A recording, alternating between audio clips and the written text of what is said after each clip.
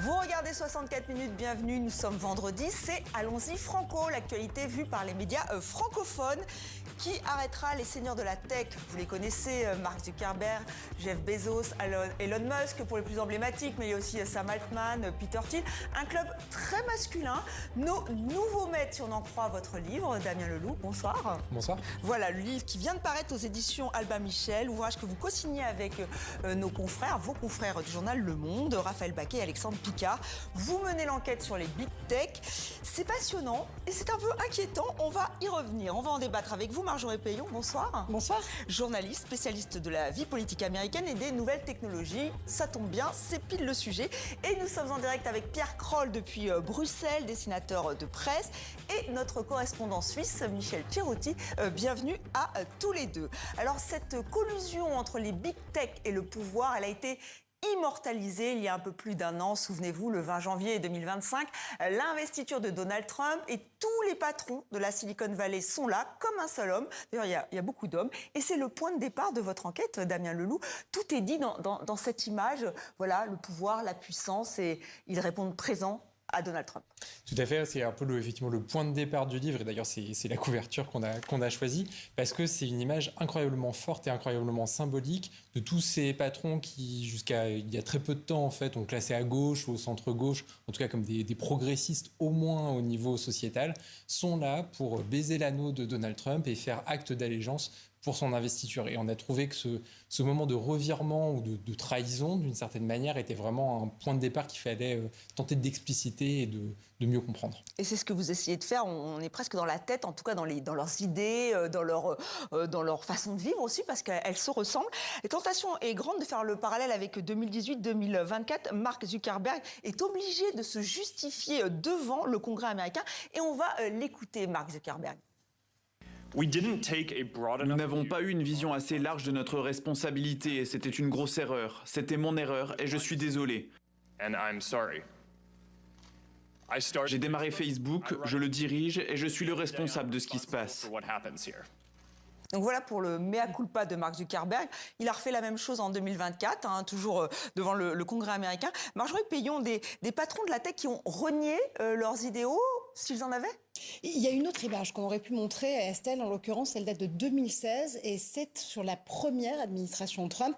Il est président élu à ce moment-là, Donald Trump, on est en décembre 2016, et c'est une réunion qui se passe à la Trump Tower à New York avec tout le gratin de la technologie que vous avez vu là sur les images d'investiture de 2025, mais qui se rend vraiment un petit peu contre leur gré à cette réunion à New York en se disant est-ce qu'il faut vraiment y aller ou pas, parce que toute la campagne de 2016, ils l'ont fait plutôt aux côtés des démocrates, aux côtés d'Hillary Clinton, avec là aussi différentes nuances de stratégie. On leur reprochait beaucoup d'être les patrons qui voulait soutenir la candidate des financeurs de la Silicon Valley, Hillary Clinton, plutôt que des travailleurs de la vallée. À l'époque, c'était Bernie Sanders, du côté démocrate, qui représentait ce camp-là. Et à ce moment-là, on a des patrons qui sont un peu dans leurs petits souliers, qui vont quand même voir Donald Trump, qui ont beaucoup, notamment, ferraillé contre Trump sur la question des visas et de l'immigration, les fameux H-1B visas, qui sont si fondamentaux pour les talents de la tech dans la vallée, et on ne sait pas réellement ce qui se passe dans cette réunion parce qu'elle est menée par quelqu'un qui s'appelle Peter Thiel, qui est à la droite, si j'ose dire, du père, Donald Trump à l'époque, et qui finalement commence à faire une campagne d'influence pour retourner la vallée contre elle-même. Et ça donne ce qu'on vient de voir se dérouler en 2024 et en 2025. Et on va revenir sur le rôle de Peter Thiel, vous vous y intéressez évidemment, mais Pierre Kroll, est-ce que vous pensez que les big tech, ils ont pris trop de pouvoir, que ce sont nos nouveaux maîtres, comme dit Damien Leloup? Ouais, ça paraît évident du pouvoir, il n'en manque pas. Vous savez, dans mon petit métier, pour rester dans mon domaine de connaissance, il y a une histoire dont on a peut-être déjà assez bien parlé ces temps-ci. C'est l'histoire de ce dessin, je crois que vous allez le montrer, il le faut, d'une dessinatrice, de mes collègues, qui était la dessinatrice attitré du Washington Post. Le Washington Post, c'est ce journal emblématique, c'est l'histoire du Watergate, c'est un contre-pouvoir depuis 150 ans. Alors la fille, elle n'est pas là depuis 150 ans, elle était là depuis 17 ans. En 17 ans, elle n'a jamais vu un seul de ses dessins refusés par la rédaction, et celui-là, celui que vous voyez, il a été fait le 5 janvier, c'est-à-dire un peu avant l'investiture, enfin la proclamation de serment là de Donald Trump, et qu'est-ce qu'il montre ? C'est même pas un dessin très étonnant parce qu'il montre quelque chose de connu de tout le monde. Ils s'en sont vantés. Ils ont apporté de l'argent à la campagne, tous ces milliardaires, et ils ont aussi financé, enfin Bezos, à l'échelle d'1 million, je crois, la cérémonie d'ouverture. Voilà. Mais entre-temps, Bezos a acheté le Washington Post. Et donc, cette dessinatrice qui a eu un prix Pulitzer, il faut dire aussi, pour une dessinatrice, c'est quand même assez rare. Le Pulitzer, c'est le Nobel dans la presse. Et elle s'est vue refuser son dessin. Alors, elle a claqué la porte. C'est pas un licenciement, c'est elle qui est partie. Mais je ne sais pas si vous connaissez cette métaphore qu'on emploie souvent, je vais la dire en toute modestie, mais on dit souvent que les dessinateurs de presse, nous sommes un petit peu comme les canaris dans la mine. C'est-à-dire que les mineurs, paraît-il, descendaient souvent dans le fond des mines avec un canari dans une cage, parce que si le canari s'arrêtait de chanter subitement, c'est qu'il était intoxiqué, c'est qu'il sentait du grisou, un gaz toxique, et il était temps que tous les mineurs remontent à toute vitesse, ou alors ils allaient être asphyxiés comme leur canari. Voilà. Donc cette métaphore, on l'emploie quelquefois, elle est ici tellement exacte, parce que vous voyez qu'Anne Telnas, il y a 1 an, a claqué la porte de ce journal, et vous avez appris mercredi que le Washington Post licenciait des centaines de ces journalistes. 300... Alors, c'est bien sûr pour des raisons financières, mais il faut dire qu'en même temps, la même semaine, je viens d'apprendre que Bezos annonçait 200 000 milliards, c'est possible ça? 200 milliards. 200 milliards, déjà c'est pas mal. 200 milliards. 200 milliards d'investissement. Oui. De l'argent, il n'en manque pas. Il pouvait sauver son journal facilement. Mais il a fait un autre choix. Damien Leloup, c'est vrai que c'est ce que vous expliquez. C'est que, vous nous l'avez rappelé tout à l'heure, les patrons de la tech, on nous a présenté comme des cools, progressistes. Mais en fait, c'est un immense malentendu. Là, je pense que l'exemple est extrêmement parlant, puisque que ce soit Jeff Bezos, Elon Musk ou Mark Zuckerberg, ils se sont tous toujours présentés comme les garants de la liberté d'expression, comme des gens qui, y compris, iraient à l'encontre du gouvernement fédéral s'il tentait d'outrepasser ses droits en matière de liberté d'expression, qui contestent aussi une grande part des législations européennes au nom de cette même liberté d'expression, mais qui n'hésitent pas eux-mêmes à censurer sur leur plateforme ou dans les entreprises qu'ils dirigent les voix discordantes. Et effectivement, alors on peut se dire, on a tous été très naïfs de penser que des multimilliardaires, patrons de très grandes entreprises étaient de doux idéaux qui ne pensaient qu'à des grandes valeurs démocratiques et républicaines. Certainement, ils nous ont aussi un peu aidés à nous tromper en insistant lourdement là-dessus. Mais c'est vrai que quand on regarde un peu l'histoire de la Silicon Valley, on se rend compte que derrière le côté un peu hippie qui était incarné par Steve Jobs, un peu à tort aussi, parce que Steve Jobs était aussi un patron redoutablement oui, efficace. Soyez différents, mais pas trop, quoi, en fait. Parce qu'eux-mêmes ne sont pas très différents, les uns des autres. Soyez différents, mais me contredisez pas trop. C'est surtout ça, c'est beaucoup. Soyez différents, mais discrètement, un peu. Michel Cerotti, effectivement, sur ce revirement, effectivement, est-ce que c'est l'une des plus grandes victoires de Donald Trump, finalement, d'avoir rallié à sa cause tous ces seigneurs de la tech ? Alors, oui, certainement, en tout cas par rapport à la politique qu'il mène et du coup par rapport à ce qu'il peut faire de plus grâce à la force de frappe de ces entreprises.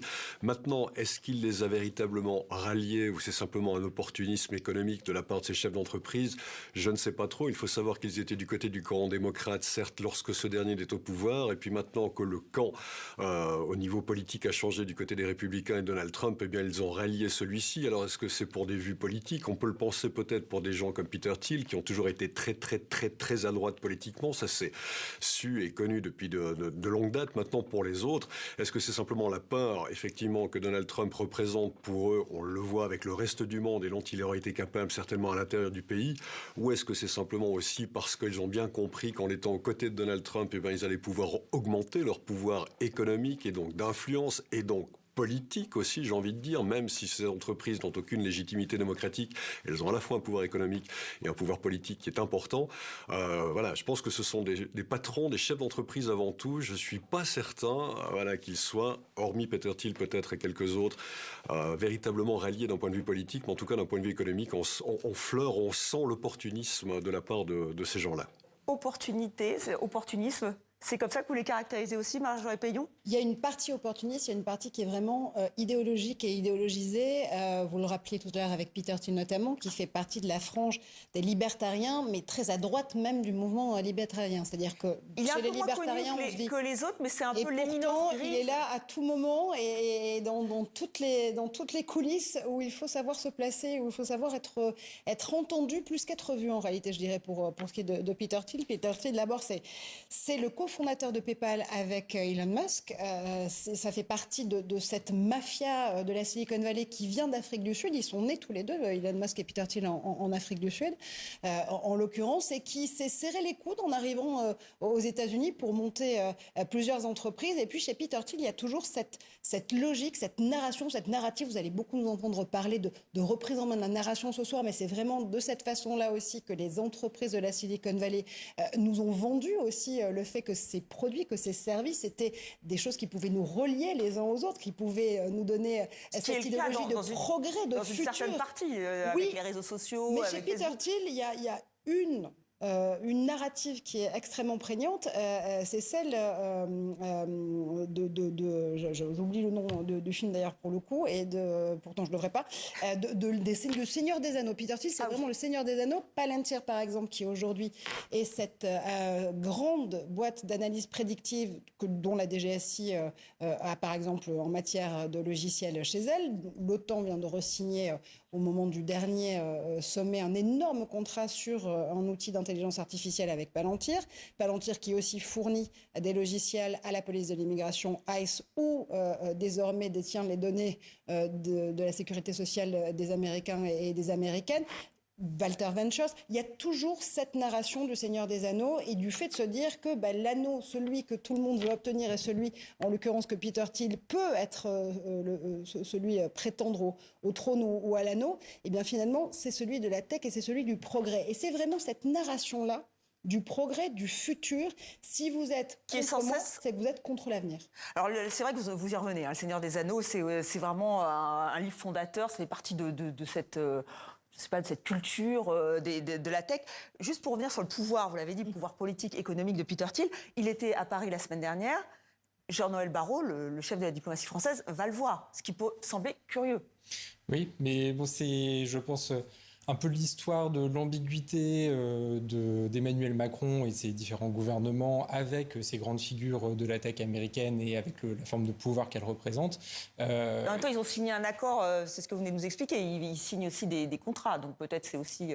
Oui, mais là on en est dans la séquence actuelle entre le Groenland, les différents problèmes qu'il y a sur X et avec Grok, l'intelligence artificielle d'Elon Musk. On n'est pas du tout dans une séquence de négociation et de discussion, comme ça a pu être le cas effectivement sous le premier mandat d'Emmanuel Macron, où il a reçu tous ses grands patrons à l'Élysée, parfois de façon publique, parfois de façon secrète, pour des discussions sur des investissements. Là, on est dans un bras de fer politique avec les États-Unis. Le message est un peu étonnant de recevoir Peter Thiel, qui est le plus revendicatif et le plus politisé à droite de tous ces grands patrons, pour un déjeuner. Et Marjorie Payon, vous étiez là quand il est venu, parce qu'il est venu faire un exposé sur l'Antéchrist, et en plus, après, il était à l'Académie. La grande question, c'est de savoir comment définir cette présence de Peter Thiel à l'Académie des sciences morales et politiques, faut-il le rappeler, il y a une semaine, ou un petit peu plus d'une semaine en l'occurrence, quai de Conti à Paris. J'ai assisté, moi, à la séance qui était ouverte au public, pour en exposer notamment mon ancien ambassadeur de France aux États-Unis, et puis j'ai tenté d'y rester, en me disant que peut-être on me laisserait rester dans les murs. Visiblement pas, on m'a raccompagné de façon très polie mais assez directe. Voilà, tout à fait. Donc je suis restée à l'extérieur pour voir qui étaient les apifios qui pouvaient assister à cette rencontre dite privée ou dans groupe de travail. Le groupe de travail, en l'occurrence, il porte sur la question de la démocratie. Et c'est vraiment le hiatus qui a fait que beaucoup d'anti-technologie aujourd'hui, parce qu'il y a des mouvements anti-tech qui se développent dans le monde entier, étaient présents devant l'Académie des sciences pour manifester leur mécontentement de voir Peter Thiel être reçu en France et à l'Académie s'il en est.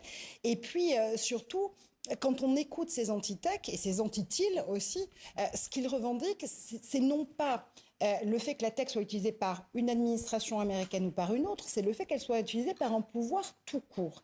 Et comment est-ce qu'aujourd'hui, en tant que citoyen, on devient des techno-résistants? Il faut le dire aussi, parce que je pense que Damien a à peu près le même sentiment que moi. Quand on s'est mis à couvrir la tech il y a une quinzaine, vingtaine d'années, on a peut-être aussi, en tant que journaliste, acheté ce roman-là du progrès, du futur, de cette narrative, encore une fois, de l'avenir que ces chefs d'entreprise, ces plateformes portaient entre leurs mains. Se fourvoie aujourd'hui, oui, c'est mais ça.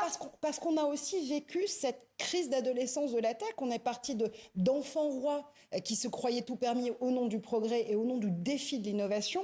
Puis, il y a eu une crise d'adolescence au milieu des années 2010 avec le début des régulations, et notamment des régulations européennes qui ont essayé de faire école en la matière. Et aujourd'hui, on se rend compte qu'ils sont peut-être devenus des adultes, mais très idéologisés. Alors, idéologisés et très riches aussi. Apple, Google, Amazon, Facebook, Tesla, Meta, Nvidia valent 21 000 milliards de dollars. C'est plus que le PIB de la Chine ou des pays de l'Union européenne. Ce sont des chiffres qui donnent le vertige. Pierre Kroll, et d'ailleurs, vous l'avez immortalisé avec un dessin. Ah oui, ça c'est un dessin que j'ai retrouvé, il date de 2012. C'est au moment où Zuckerberg annonce l'entrée en bourse de Facebook. Et je voulais montrer, avec les petits pouces levés, là, le picto bien connu de Facebook. En fait, tout le monde est content, tout le monde trouve ça formidable. Les gens applaudissent un succès comme celui-là, voire y participent. Donc je veux dire qu'on est un peu des victimes consentantes, voire un peu des complices aussi de cet énorme succès. Vous savez, en Belgique, on est content de voir que pour les 4 ou 5 années à venir, je pense, Google a annoncé investir 6 milliards d'euros et faire 300 emplois en Belgique.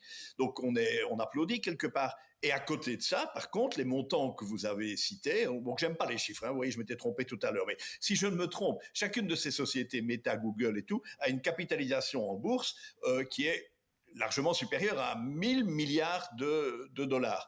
Eh bien, j'ai vérifié le PIB de mon pays, la Belgique, qui est un petit pays d'accord mais assez prospère, c'est pas la Suisse, mais c'est pas non plus le Burundi ou la Somalie, eh bien on vaut moins le PIB est inférieur à 1000 milliards, donc on est 600, quelque chose comme ça.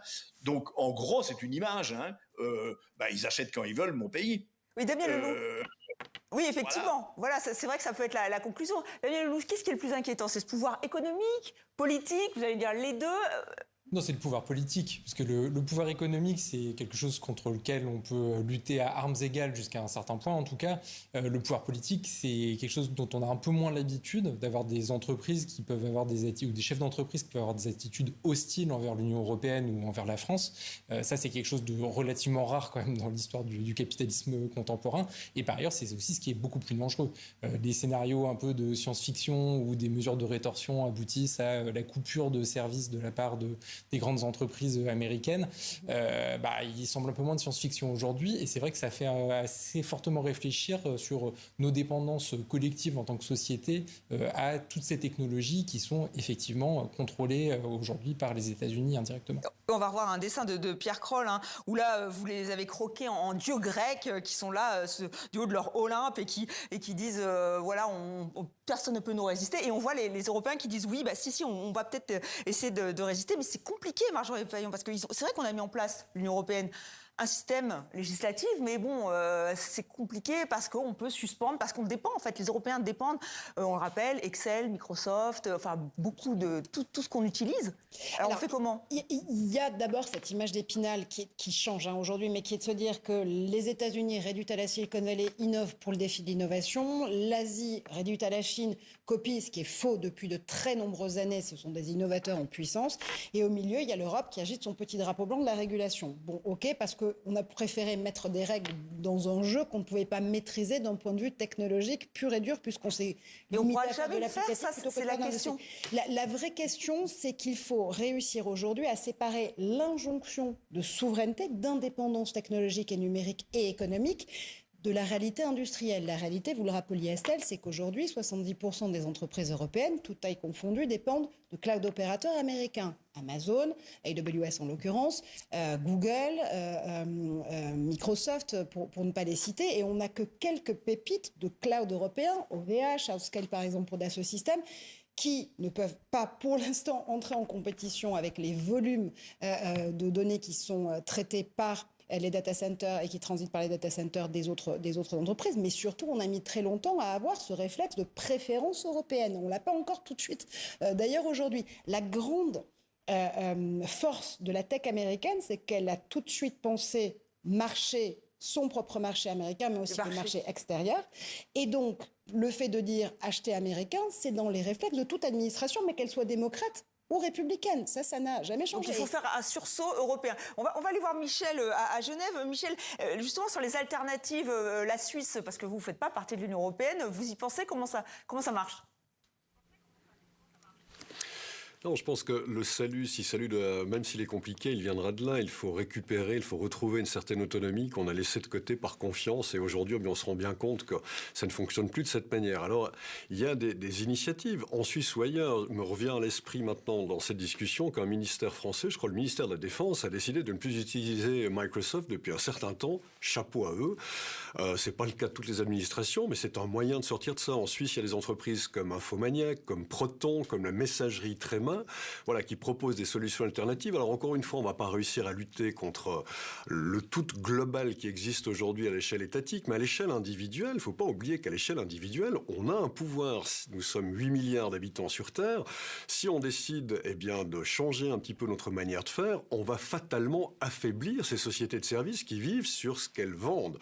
Ça ne va pas changer véritablement la donne au départ, mais on peut le faire. On a ce petit pouvoir-là et je pense qu'il faut qu'on l'utilise. Et du côté des États, il faut apprendre à légiférer peut-être un peu plus vite. C'est compliqué parce que faire des lois, ça demande souvent des années, alors que l'innovation technologique, elle se fait beaucoup plus rapidement. Donc les lois sont souvent en retard par rapport à l'innovation technologique. Mais il ne faut pas non plus qu'on regarde la situation actuelle en se disant, voilà, c'est perdu d'avance. Il faut qu'on ait un petit sursaut à l'échelle individuelle, à l'échelle étatique, parce qu'il faut sortir de cette dépendance à la fois des géants de la tech, mais des géants de la tech qui sont accoquinés actuellement avec un gouvernement qui est américain. Et ensemble, ils ont une véritable force de frappe, une véritable influence qui est dangereuse pour nous à l'échelle individuelle et à l'échelle des États. Il faut résister. Alors Damien Leloup, vous, dans votre enquête, on sent que la lutte, pour vous, elle se fait d'abord de l'intérieur. Vous y croyez plus? Il y a forcément de toute façon un rapport de force propre aux États-Unis et à l'intérieur de ces grandes entreprises qui jouent aussi un rôle important. Ça reste malgré tout, même si Elon Musk fait tout ce qu'il peut pour donner l'impression contraire, globalement des acteurs économiques rationnels. Donc ce sont aussi des gens qui n'ont pas envie de se priver, notamment du marché européen qui est très peuplé, de forts revenus, une source importante de leurs revenus.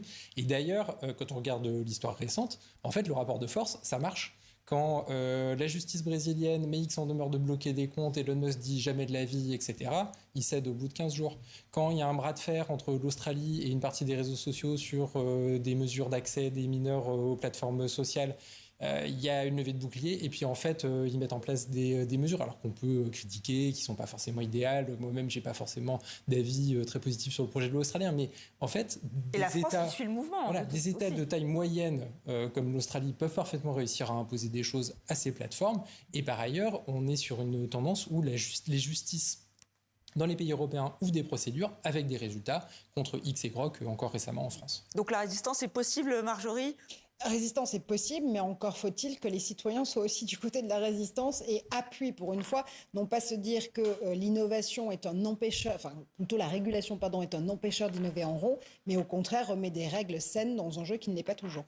Merci infiniment à vous quatre d'avoir été donc dans Allons-y Franco. Nos nouveaux maîtres, l'enquête, ça vient de sortir aux éditions Albin Michel. Si vous voulez en savoir plus sur les seigneurs de la tech et notamment leur passion pour les seigneurs des anneaux ou même pour la Rome antique, ça c'est vraiment quelque chose qui partagent tous, eh bien je vous invite à lire ce livre et demain vous retrouverez Amal Laoui aux commandes de 64 minutes. Excellente suite de programme sur TV5 Monde.